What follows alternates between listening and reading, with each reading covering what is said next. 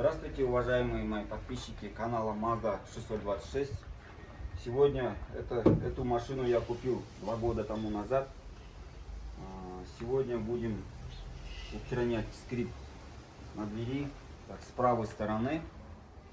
Вот эта машина, если рассказать вкратце, подогнал друг за низкую цену, почти за даром. Вот. Ну, сегодня будем устранять скрип правой двери. Ну, сперва я думал крыло. В авторазборе я купил крыло, значит, поставил. Ну, потом думал покрашу и так далее в дальнейшем. Поставил, но скрип все равно не прошел. Вот есть скрип. Сегодня будем устранять этот скрип. Ну, в дальнейшем все будем показывать. Mazda 626 92 года.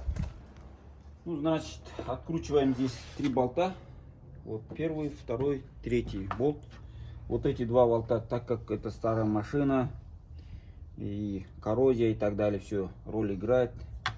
И вот, в общем, 2 болта, в общем, сломали. Ну, в дальнейшем это проблемы нет, сделаем, короче.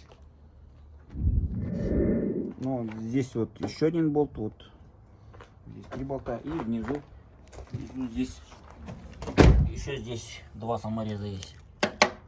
Здесь 2 самореза. Ну, потом ниже покажем еще в дальнейшем.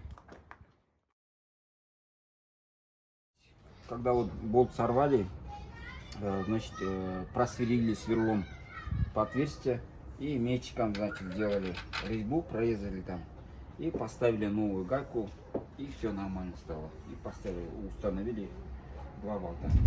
Так, значит, ослабили здесь болт верхний и нижний, который придерживает дверь. Здесь по 2 болта, сверху 2 и снизу 2. И вот вот здесь вот гайка была, тоже я сломал ее. И здесь установили новый, конечно, болт. Здесь дверь, значит, когда был он ослаблен, дверь приподняли, поставили на уровень задней двери. И, соответственно, верхние и нижние 2 болта мы закрепили. Установили крыло, все закрепили.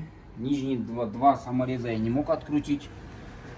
Здесь 2, они все прикипевшие были. Ну, я не стал, я крыло просто отодвинули, придержали. И, соответственно, всю работу сделали. Работа вся сделана на отлично. Дверь не скрипит, не задевает. Все нормально. Подписывайтесь на мой канал, ставьте лайк.